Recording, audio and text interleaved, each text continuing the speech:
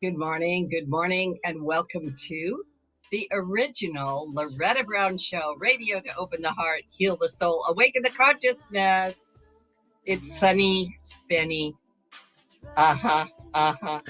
It's going to be Yeah. a beautiful rest of the week and start of our holiday weekend for for all of us, I should say. And also be safe out there. It's going to be a great 4th, and we want everyone to, make it to the 5th. That was pretty gruesome, wasn't it? You know what? I think that should be like $1 million t-shirt. If we only we can make it to the 5th. The only reason why I said it, because I guess when I was younger, my dad had a little mishap with some fireworks and stuff like that, but he's okay. He turned out fine. He kind of got a little bit of a burn. So that's, I guess, what I was referring to. So. Yeah, no. I love it. All right. I love it. Yeah, and just FYI, everybody listening, remember that fireworks are tough on the pets. Yes, and we will probably get into that today, huh? Yeah, we might. Mm-hmm. We might bring it up because we have a reason to do it. Yep. Always, right? Yeah, we have a wonderful guest. I'll bring her on in a minute. But are you doing anything special for the 4th? Or are you just the boys will be with their mom this year, so the girlfriend and we're gonna figure something out. Since it's middle of the week, we already just kind of take it easy anyways. We're in the South End now, so we have to kind of travel a little bit further away to find something. So we're still in discussion. That might be the weekend convo over the table. Good. It's a good weekend for conversation. Mm-hmm. Yeah, exactly. And because it's going to be hot, everybody. Water. Make sure water. Hydrated. Water for you, water for everybody, water for the birds, water for the bees. That's how that goes. I love that. Water for the bees. Water for the bees. I like it. Yeah, anyway, I'm the owner of Reiki Oasis, located right here in the greater Seattle area for almost 30 years. And I do have a Reiki 2 class coming up on Saturday, July 8th. And my monthly class for women, Temple of the Divine Feminine, is Saturday, July 22nd. We always do really wonderful things there. And you can join my Divine Feminine class either in person or via Zoom. You can find out more about me at ReikiOasis.com. Schedule everything at schedule.ReikiOasis.com. And yes, my schedule is that full. So just recognize it. Don't forget this. If Egypt is calling you, I do take sacred trips. I take people to different places. In November this year, we're going to Egypt. I have room for a couple of more people. And if you're interested in Egypt, if she is calling, send me an email at ReikiOasis@gmail.com. Sorry, and I'll send you the information. So welcome to the last few days of June. We have moved into the season of the astrological Cancer, watery, and we're currently in the last degree of the North Node into our South Node Scorpio. Now, the nodes are very important in astrology, the lunar nodes. The South Node is where we're coming from, and it's about the past, our baggage, our birth chart, what we come in there. We don't really need to focus on that South Node, other than lots of people try to live their life in an old way. And what you need to do is face face the North. The North Node is our higher purpose and what we should be focusing on. And sometimes it holds our challenges, right? Our wisdom, it's a long discussion. We've had the North Node in Taurus since January of last year, and it's brought issues around finances, our foundations, our health, and so forth. And this week, the North Node goes into 1 degree of Taurus, and then it will move into 0 degrees. There's 29 degrees in each sign. And then July 15th, get ready, because the nodes are going to move, and we're going to enter 29 degrees North Node Aries, South Node Libra, and that is going to change the energy. It's going to turn from earth into fire. And so just kind of hang on. Oh my gosh. My joke is hang on to your tinfoil hat, Betty. Oh boy. Anything could happen. You said fire. I just had a Beavis and Butthead, recollect where he's like, fire, fire, fire, yeah, fire. Yeah, fire, see? Fire. That's where I went. Fire can be good. It can be inspirational and passionate, but it could also be ready to fight. There we go. All right. So Let's go. yeah, You know, 50-50. maybe we need a good fight. No, no, no, no. Nope, nope, nope, Take nope, that nope. away. We're No, no, lovers, no, no, not no, no, fighters. no, no, Lovers, not no. fighters. Yeah, lovers, not fighters. Yeah. So many of us are going to feel this huge energy shift, and it's going to possibly the biggest one um, when that North Node moves on July 15th, and some of you are already feeling it. I always get this intuitive anticipatory, like something's coming. And I'm like, well, it is, but that doesn't mean it's bad, right? So for this week, we're in the final phases of North Node Taurus, South Node Scorpio. And with the Sun triune Saturn, we have what's called a grand water triune. And this is emotional, it's watery, it's intuitive.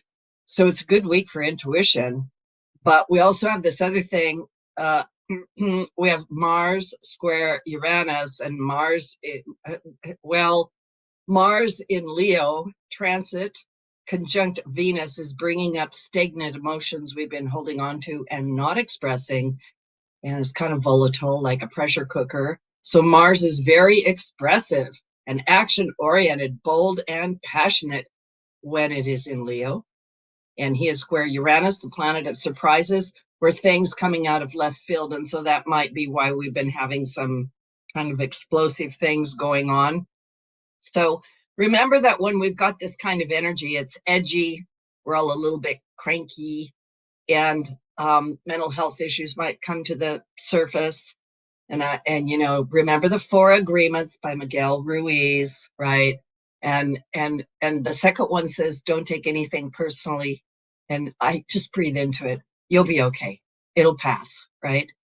On June 30th, Neptune goes retrograde and we enter into retrograde city.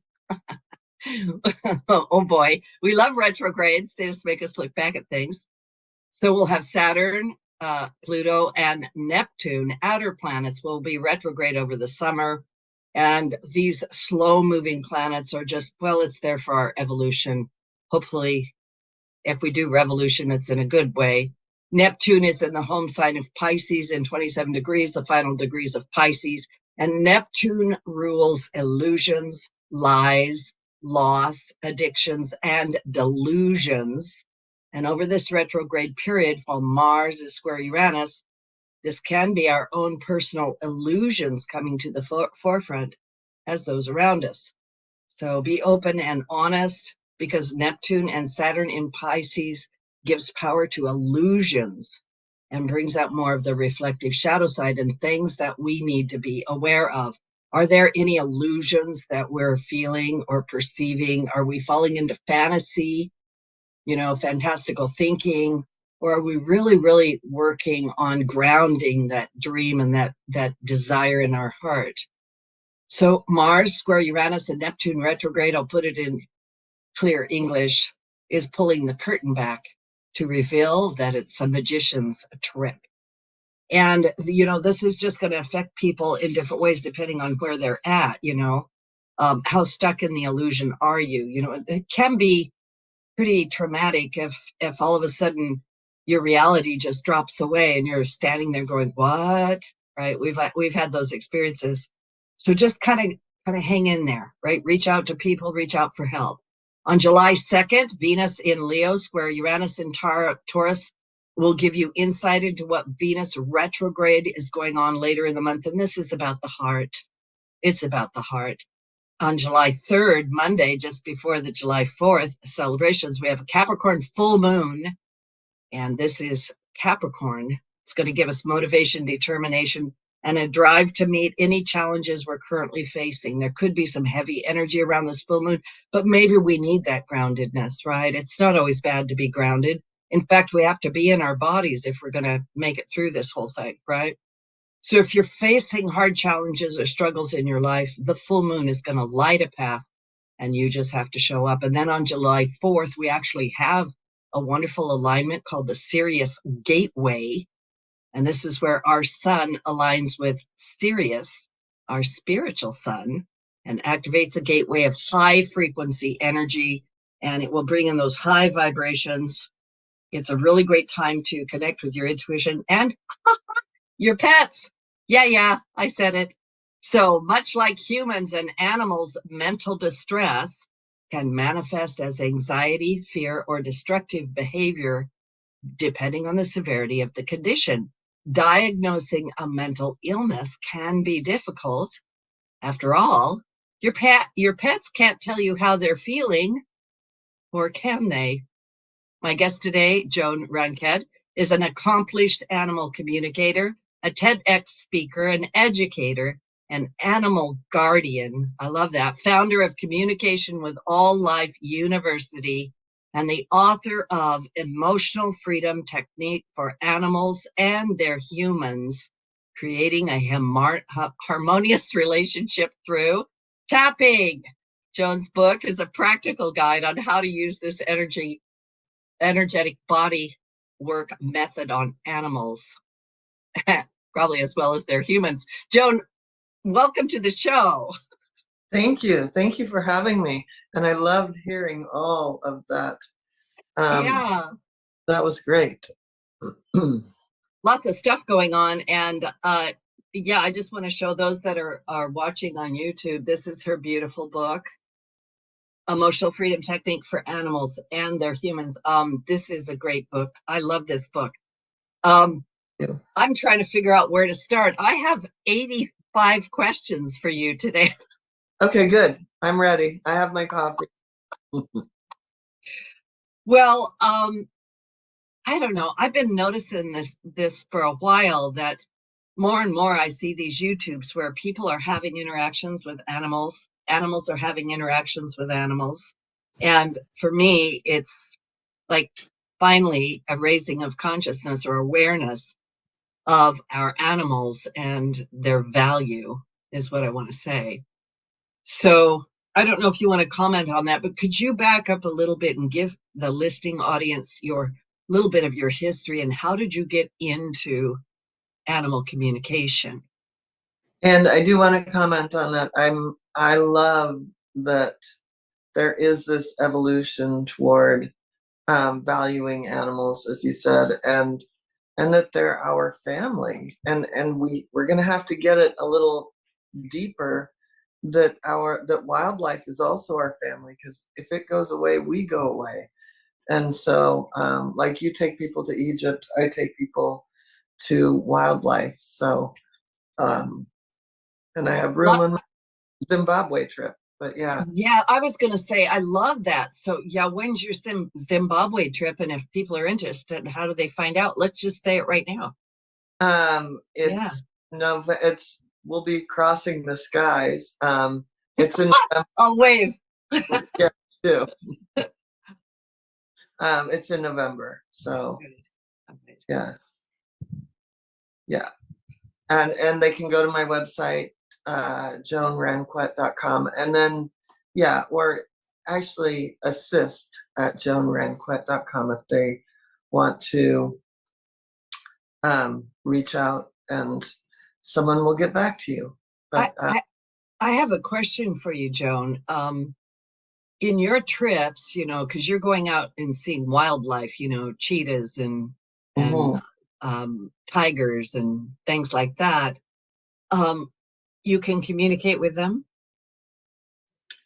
Yeah, so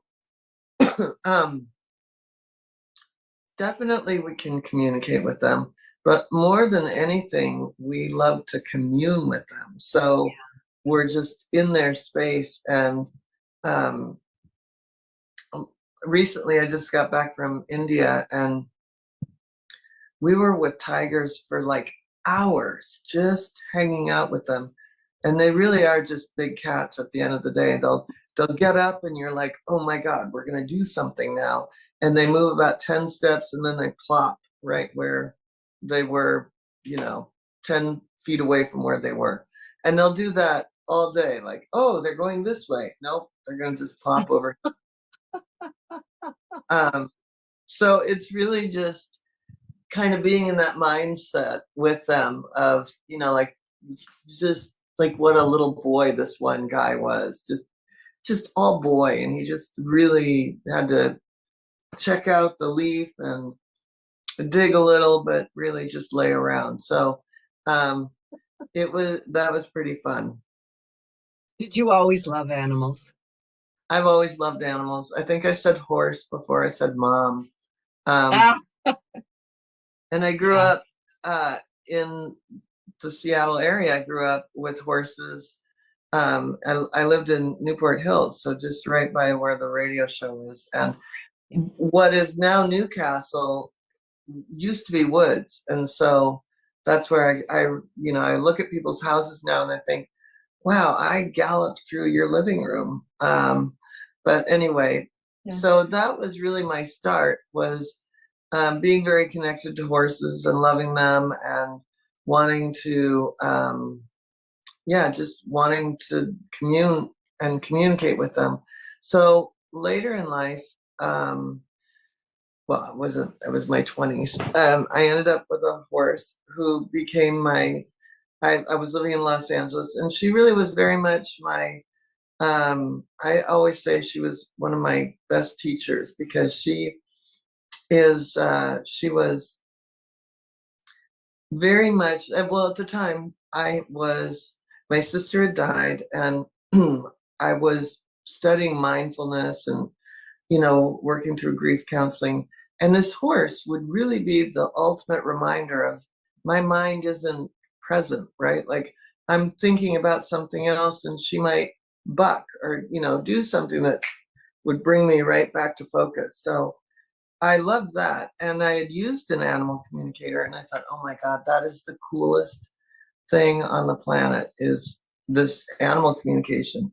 So I had used the animal communicator a few times, and at some point, I had a series of tragedies with the horses, and I lost that horse. And a horse that I have now, who is 36, so that tells you how long ago. I think we've been in business about the same amount of time. Yeah. So she ended up having all kinds of problems, and I went to look for the animal communicator's phone number and I couldn't find it. But the very next day, I found out about a class. And so I went to the class, and it was really fun. And I was kind of good at it. So I just kept taking these classes. And the next thing you know, I end up accidentally doing this for a living, because I have a degree in theater. I'd gone to Oxford and studied Shakespeare. I'd gone to Circle and Square. I mean, I was really invested in this whole acting and writing thing, but that just, it went out the window because this took over my life. And, um, so growing up in Seattle and telling people up there that that I was doing this, all my horse friends from my childhood became some of my first clients. And I'm regularly up there in barns and talking to animals. So it's very fun. I love this so much. It is one of the things that I think fascinates people. And often, I am not a animal communicator like you are, but yes, right. I think we all can at some level. But Absolutely. mhm. And the idea that people will go, well, what is wrong, with my dog, or what's wrong with my cat, or why are they acting like this? Why are they doing that? Or because there's so many questions, especially like when it gets to end of life things, right? Absolutely. Mm-hmm. Yeah. Yeah. And, I always say, get the communicator over when they're young and create the bucket list. So you're just always living your best life all the time. And you're not, then when it's time to say goodbye, you don't have any regrets. Um, we're jumping around a little bit, but I'm just kind of taking things as they're coming up, because these are all questions, that I know listeners are wondering about. When you communicate with animals, right? When you communicate, what are some of the key things that you could tell people? And how do you know you're actually communicating with them? I mean, the way that I like to start is getting a sense of the animal's essence and favorite things. So, um, the essence is really who they are, how they're walking through life this lifetime. And when I think about, um, that really helps somebody understand or remember who their animal is. So, um, about 5 years ago, this an old client of mine had called, and she was in an emergency. Her horse, the horse was in the hospital actually there at Pilchuck up in Snohomish. Mm-hmm. And she thought for sure that her horse was ready to die because nobody knew. It was like, it ended up being that the horse was septic and that she saved the horse. But here's kind of a key as to how it happened. I was too busy, but I had an advanced animal communication class that day. So I had, the class talked to the horse, and every single person got, oh, Gift is a fighter. Gift loves to teach. So all the things that are her essence, all the things that make up who she is and how she walks through the planet. And what ended up happening was Lauren, her person, really took a deep breath and thought, oh my God, I'm looking at this horse with this condition and forgetting who she is. And who she is going to make it through this condition. And so she ended up, she's still alive now. So these are the sorts of things that, like, when an animal is sick, it's like the essence connects us back up with who they are and gives us a little fighting power. The essence also, helps. I'll share another little story. There was, I was teaching. I teach at a college, at my old college, Stevens College in Columbia, Missouri, and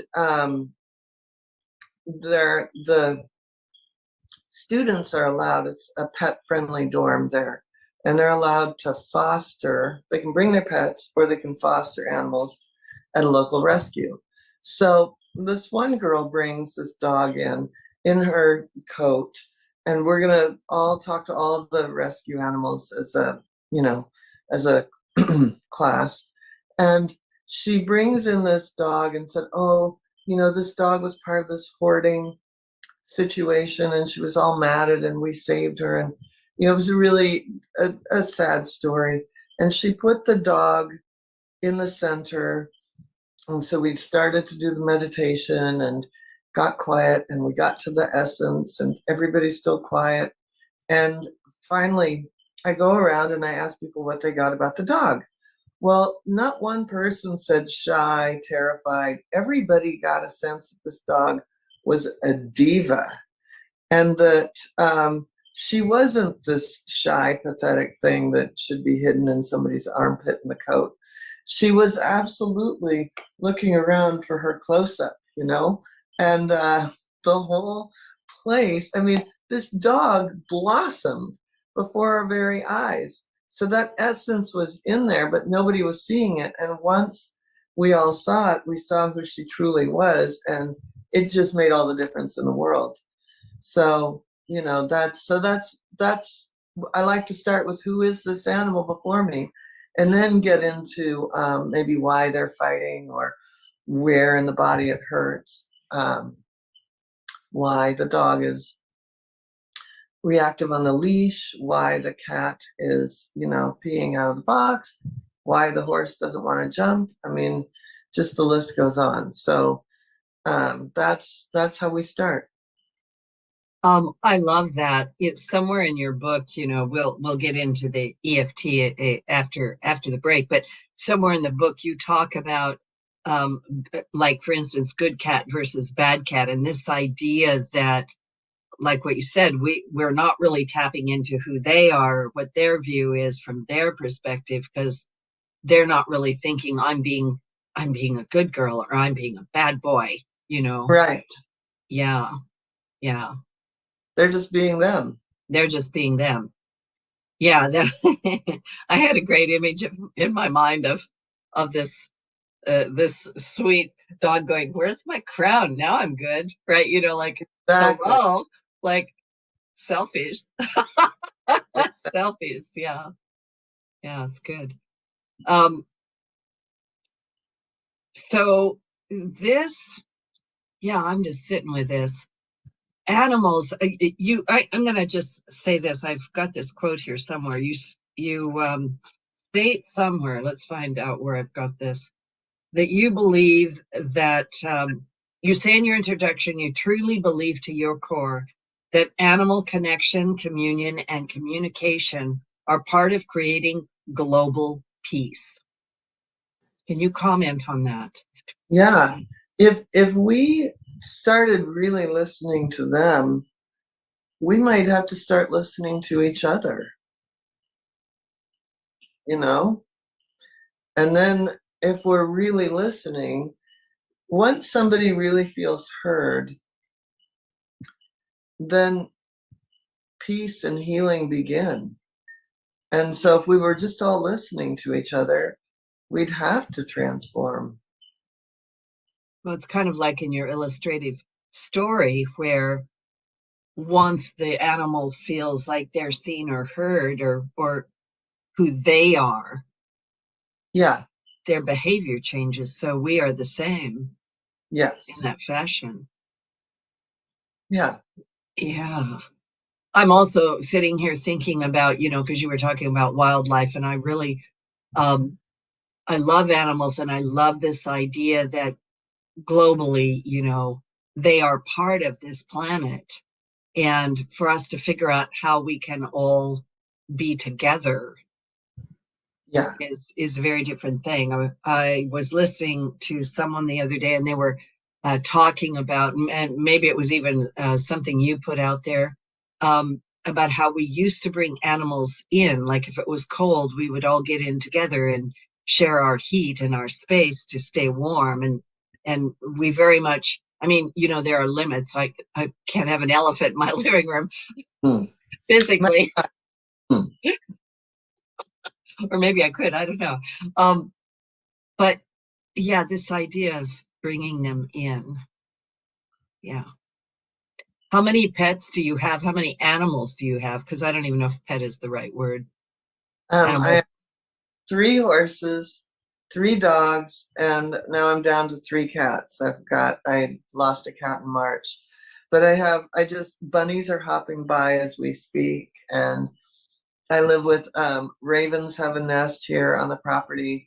And then I just saw a hawk getting chased. I know it's the baby. I listened to the mom and dad teaching the baby how to hunt, and so some birds were chasing the baby off like it probably got into their nest. But yeah, there's all kinds of drama in the skies right now, so it's heaven. Yeah, I've got a lot of birds coming in and out of my deck here. So yeah, they're here. So we're going to take a little station break. This is Loretta Brown. My guest today, Joan Rancat, Emotional Freedom Technique for Animals and Their Humans. When we get back, we're going to get into EFT for animals. We'll be right back. All clear, ladies.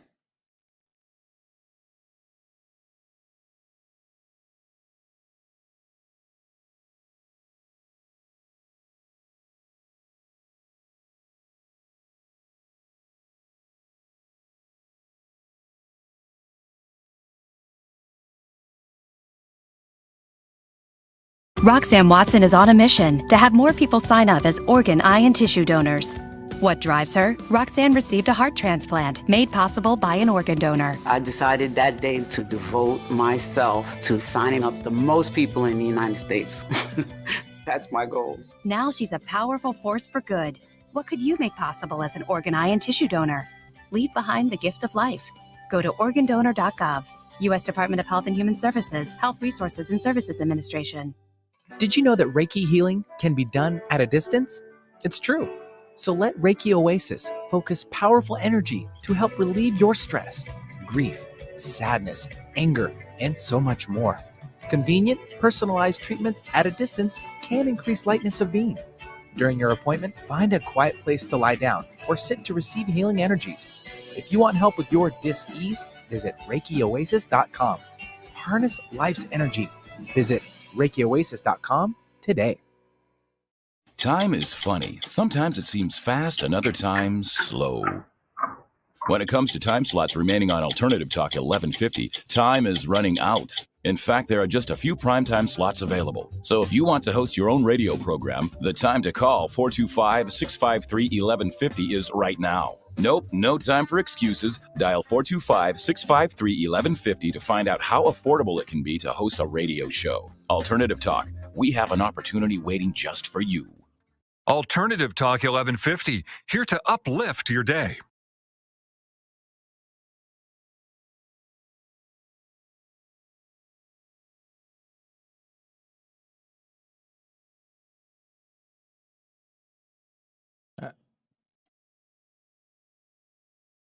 Okay, stand by.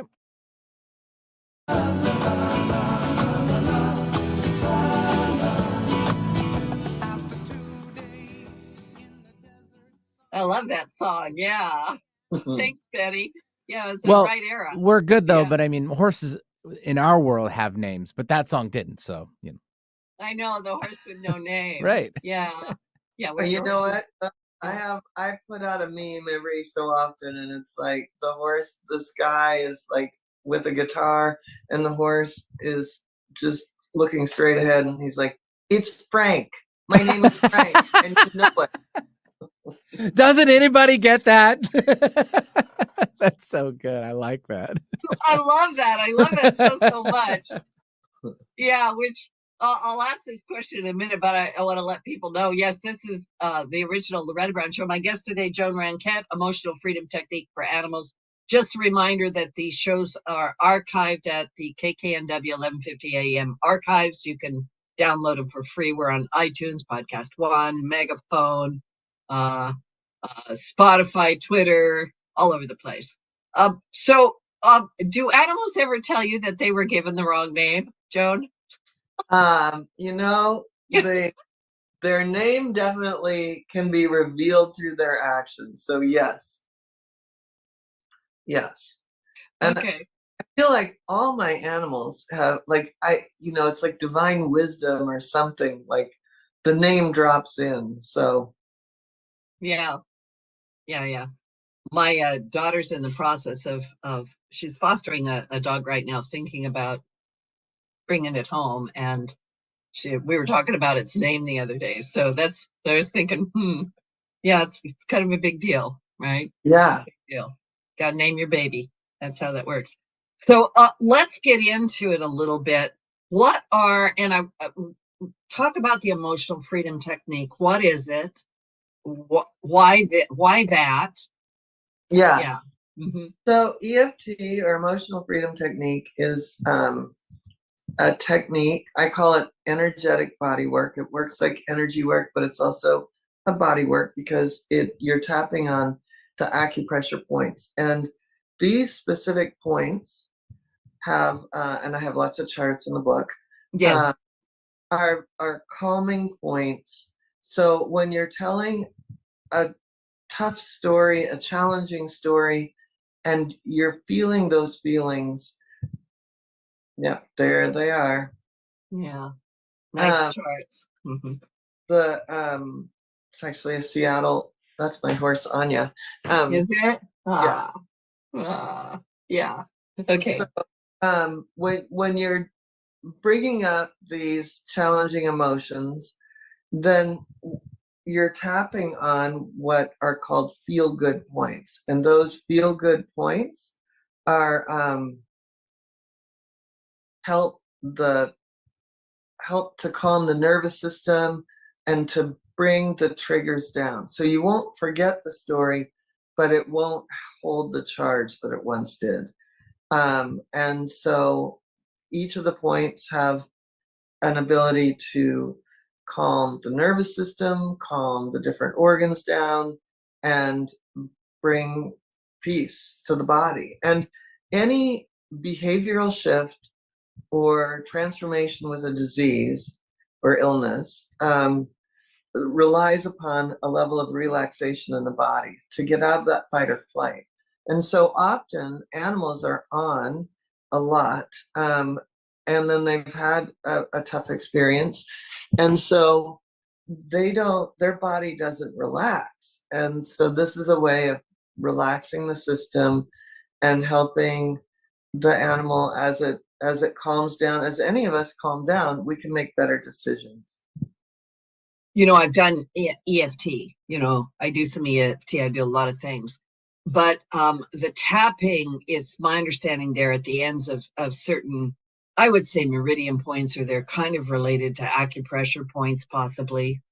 Yeah. Yeah, each acupressure point is connected to a meridian, and that meridian is connected to the organ system. And in traditional Chinese medicine, it is believed that each of the organs hold an emotion. So you're also breaking down the emotion. What are some of the emotions, I don't know if we want to call them mental health issues, that animals deal with?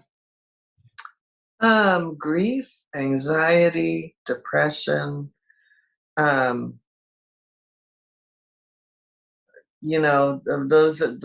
right off the bat. I mean, they can also have joy, they can have a sense of fun, adventure, they can be impish, but most and some of the things that we think of as a behavioral challenge are often just them being them and doing something impish. But definitely grief, anxiety, depression, panic, Yeah, fear, rage. well, I'm thinking to myself, those people that have animals understand it, at least at some level. And I think that people that have animals love animals, I hope, right? That's always my Right. hope. We can talk about that other side. But to know that they're affected by so many things, just like we are, Yeah. I knew They it. come Mhm. with their own stuff, and then they're impacted greatly by our stuff. So, we get to learn how to be a better emotional leader for them, so that we, navigate our own lives a little better, a little less stressful.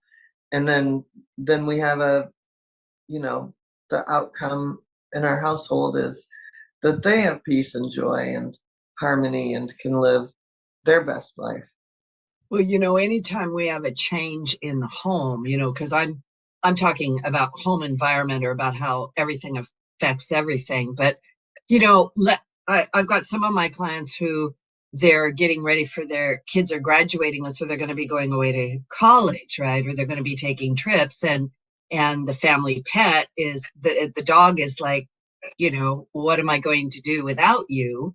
And we many of us have experienced, when you're gone on a long trip, or even when you're gone during the day and you go to work and come home, there's a certain amount of anxiety that the animal is going through. That can be something. And then I've also noticed that through COVID, a lot of the animals, I mean, sometimes, maybe always, you can answer this better than I can. There's such an emotional bond. There's such a bond between us and our animals, and they're suffering from the I don't know if they're going to come up with an ICD code for it, post-pandemic stress syndrome, right?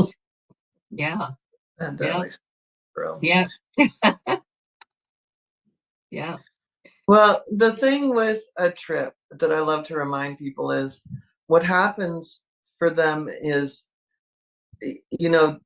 they are tracking our pictures, words, and feelings. And when they see us getting on the computer and looking at flights and looking at, rental cars, and I'm going to go from this destination to this destination, and they're not in the picture suddenly, it's like, hey, what about me? What about me? And so I like to remind people, like, I always get a pet sitter that might be more fun than me. And so I'm always like, well, while I'm in India, you get to be with so and so. And so if we just include them in the picture, or let them know what their picture is going to be, then there isn't as much anxiety. But when we're all just focused on this thing and they aren't part of it, that's when they get, uh-oh, uh-oh, uh-oh. So talk a little bit more about this EFT, because I'm actually fascinated using it on animals. I think it makes such sense. Um, it, so I know in EFT that we have a script, right? Mm. When you do it on yourself, right? So how does this work with animals? And So are you're tapping right on the animal? we're tapping right on the animal. And Okay. the thing, so the best way to make a script is, of course, to be an animal communicator and find out directly from the animal what's going on. But the second best way is to just imagine how you would feel. And it's really funny because I've got a lot of investigative little questions in the book. So what would happen? My cat Henry is singing to his people. Anyway, singing the song of his cat people. So anyway, so let's say, for example, there's a story in the book where my student wanted to say, I'm a naughty cat. And it's like, no, he is just doing this thing. He was beating up on the older cat because he knows he gets to go outside. And so if we want to change that behavior, so we tap, how does he feel about this? Well, he knows that he does this thing and they're going to put him outside. So he loves doing that thing. He doesn't think he's a bad cat, right? So this is fun. This is how I get to go outside. So then the person has the realization, oh, why don't I just put him outside and then he won't beat up on the other cats, right? So the minute we start looking at it from their perspective, Mm-hmm. then we start to change. We go, oh, I don't, we could skip that step of him beating up the other cat. I mean, another example is like dogs barking. It's so fun to bark. They really aren't doing it to annoy us, We may have feelings about it, but if we're looking at it from their perspective, then we can start to change not only how we feel about it, but maybe we go look and see what is it that they're barking at. Okay, I see the car. When they're just trying to alert us. So when we acknowledge the alerting, the barking is less. I mean, it's just all of these things, but it really comes down to the dynamic that's created between our feelings around these things. So if they're barking and we're not paying attention, they're going to bark louder. They're going to make it bigger. They're going to let us know even more, there's a car. And we're sitting there going, oh my God, shut up. So, when we start to look at it from their perspective, which is the first step of creating the script, we're already starting the molecules of change are flickering, and now we're thinking, oh, I could just acknowledge the car. When you do that, then are you saying that the barking lessens? Usually the barking lessens immediately. I mean, now, not everybody's going to do what I did, but I definitely spent a day barking with my dog. I was on a deadline for my second book, Energy Healing for Animals, and my dogs were just barking at what I thought was nothing. So, and this is when I lived in Carnation. So I sat at the window and watched everything, and they just thought it was the greatest day ever, right? Like, she's barking at the window with us. And as a result, I know now when, like, to just, if I look for 2 seconds and go, wow, thank you, it's done. I love that so much. I kind of like that idea. It's Growling. yeah. It could be useful. It could be very useful. Um, so when you're doing this tapping, are you saying this out loud for the animal as you're doing it? Are you? Yeah. Yeah.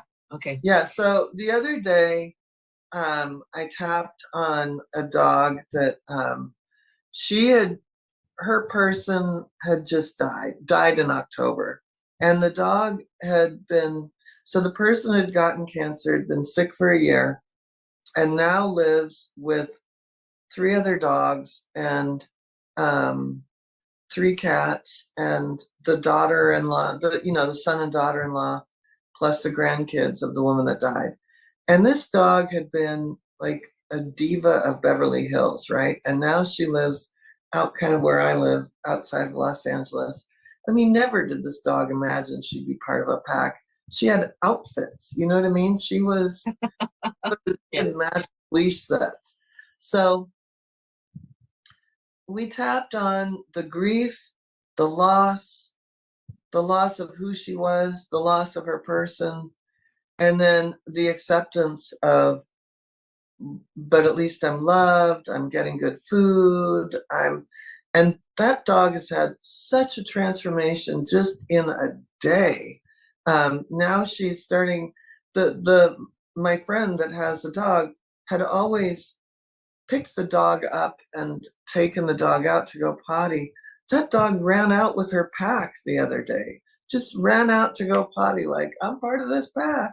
Never, ever, ever. She was so shut down that, it seemed like she was gonna, just find a way to die and go be with her original person. But now she's really enjoying life. And, granted it was time. Time was part of, the grieving process, but also just acknowledging, like we said in the beginning of the show, acknowledging who she was. She had been a real diva and had been, kind of the belle of Beverly Hills. Everybody knew her on the street, and now nobody sees her except for these, she loves these kids, but it's just coming into acceptance of this new life. Wow. That is fantastic. And I'm thinking how very useful this is. Like 85,000 examples of this. Many people have these behavior issues with their pets and they just don't know what's going on at all, right? And like you say, our tendency is to go, oh my goodness, would you just stop it, right? What is going on with you? Yeah. So this animal communication, the ability to do that, and I just want to point out to the listeners that they just should get your book, Emotional Freedom Technique for Animals. Read through it. You've got great illustrations. You really talk about it in depth, and you also give classes on it. I do. As well as animal communication. Yeah. I do. I have a school for people to learn animal communication or energy healing, or become an animal communicator or an energy healer. And then if you're already doing those things, I have classes that might fill in some blanks for people, right? Like animal medical intuition, or we just did a big weekend of that, and it was so much fun. Yeah. By the way, listeners, I highly recommend you do this. Highly recommend. As an entrepreneur, woman-owned business, do it. Seattle has more dogs than children, I think. Yeah. We're a dog city. Yeah. And horses too. Lots and lots of horses. I have other clients that are doing Reiki on horses and other sorts of animal massage and things like that. And our animals really need us to get on board with all this and kind of get it figured out. Can you do remote tapping, or what I call surrogate tapping, where you're tapping for them? Yeah. So you can, let's say you have a dog that doesn't want you to touch it. You can tap into the air. You can tap on another dog as a surrogate. You can tap on yourself as a surrogate. You could get a stuffed animal as a surrogate. The main thing is the intention that you're hitting these points. And intention is the underlying sense of all healing. It's the beginning of healing. Can you make a couple of comments about end of life, and is there tapping for end of life? Absolutely. So, Okay. end of life becomes, I just went through it with my cat, and she was very, she loved being here. And so it was hard as she got sicker and sicker. But she became just so, just really down to her essence and feisty when I went to pill her. I still have scars, but I was always Bless like, her. I Yeah. need a falconer glove, but to get the pill in her. But she, it's what I say about the end of life is as they go into a state of grace, which is that state between this world and the other world. They kind of float between, and it's a really beautiful, beautiful time to be connected and for us to kind of power down and just be in that space with them. And so but there can be a lot of sadness. There can be sadness, obviously, for the animal to leave us. There can be sadness for us to no longer, like, I still look at the fourth, food bowl every morning. I'm not ready to put that bowl away. And so there's sadness, and there's sadness between animals. One of my cats, the one that was singing his cat song just a moment ago, he was very connected. That was his mother. And then he's kind of moved a bit through his grief right now. But then the other cat, Queen Latifah, she's sad. She slept with her mom every day. So, there's, we all move through different periods of grief around losing her. So, tapping is very powerful for grief. Yeah, thank you for all that. I'm thinking how important this is, how powerful. But I mean, there's so many questions people have. Are they in pain? Are they comfortable? Is it time for them to go? Right? All of these things. How do I communicate? Yeah, all those things. Yeah. So, yeah, really, go ahead. Yeah, no, it's just so important to know that. And a lot of times when they're in that state of grace, they've kind of moved past pain. Yeah.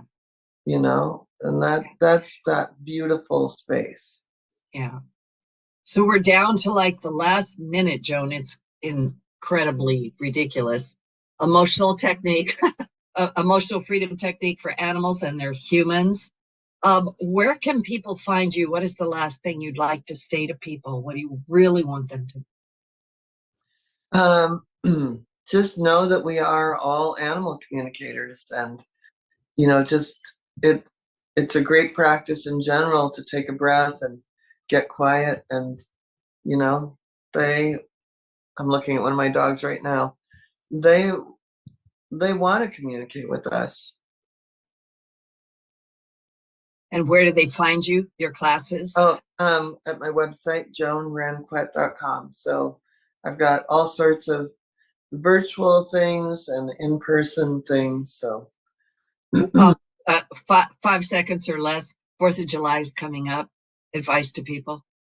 I have a tapping video on YouTube, youtube.com/joanranquet. And